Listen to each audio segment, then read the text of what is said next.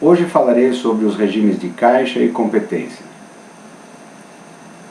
Antes de falar sobre os regimes de caixa e competência, gostaria de repassar com vocês alguns conceitos básicos, para que melhor possamos entender o que vem a ser os regimes de caixa e competência. Vamos conversar um pouco a respeito do que seja lucro ou prejuízo nas operações de uma empresa. Lucro. Claro que todos sabemos que lucro é o resultado econômico obtido pela empresa. Mas precisamos de definir o lucro em relação ao quê? Muitos de vocês entendem o lucro como sendo o resultado positivo das operações econômicas da empresa. Ou seja, se naquele período a empresa operou no azul, ela teve lucro. Isso é verdadeiro, mas em parte. Para entender o conceito de lucro, o conceito real de lucro, nós precisamos de relacionar o lucro ou o resultado obtido com algo. Na verdade, o melhor dos conceitos é aquele que relaciona, veja bem, relaciona o lucro da empresa em relação ao capital investido pelos sócios. Então, se a empresa operou no azul e obteve um ganho positivo, nós relacionamos esse ganho positivo ao capital dos sócios. Se naquele ano ou naquele período a empresa obteve R$1.000 de lucro e o capital dos sócios investido na empresa é de 10.000, podemos seguramente afirmar que o resultado daquele período é de 10% de lucro no período.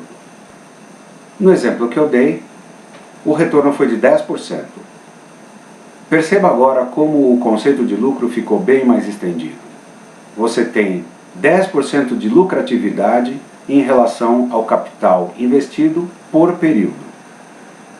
Você pode então fazer uma conta de que o retorno do seu capital, do capital investido nas operações da empresa, demorará 10 anos para retornar.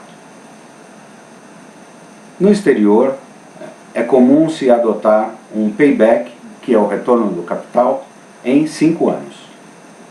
No Brasil, muitos empresários não entendem direito esse conceito e, para investir, condicionam a um retorno super rápido, de 1 a 2 anos no máximo. Nem sempre isso é possível. Seria ótimo se pudesse, mas nem sempre isso é possível. No regime de competência, as receitas e as despesas são reconhecidas no momento da ocorrência delas. Ou seja, não é necessário que os volumes em dinheiro, os volumes em recursos, transitem pelo caixa. Se você recebe uma nota fiscal de compra de mercadorias, por exemplo, naquele momento você registra aquela nota fiscal na sua contabilidade e reconhece que a despesa foi feita.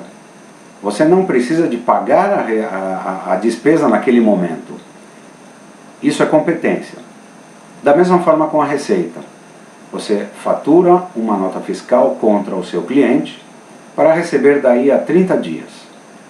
No momento que você faturou, no momento que você emitiu a nota fiscal, você reconhece o faturamento, você reconhece a receita, independente dela ter ingressado ou não no caixa da sua empresa.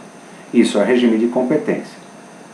Portanto, não interessa a data em que as despesas ou as receitas se efetivarão, ou seja, transitarão pelo caixa da sua empresa. O que importa é o momento da ocorrência delas. Esse é um conceito muito importante e deve ficar bem claro, porque ele é um fundamento da declaração pelo lucro real, por exemplo. A Receita Federal não admite que no lucro real, no regime de lucro real, se declare por caixa, e sim por competência. O lucro real será abrangido numa próxima aula. Já no regime de caixa, as receitas e as despesas são reconhecidas apenas no momento em que elas efetivamente ocorrem, ou seja, em que os recursos são desembolsados no caso das despesas, ou que os recursos são encaixados no caso das receitas.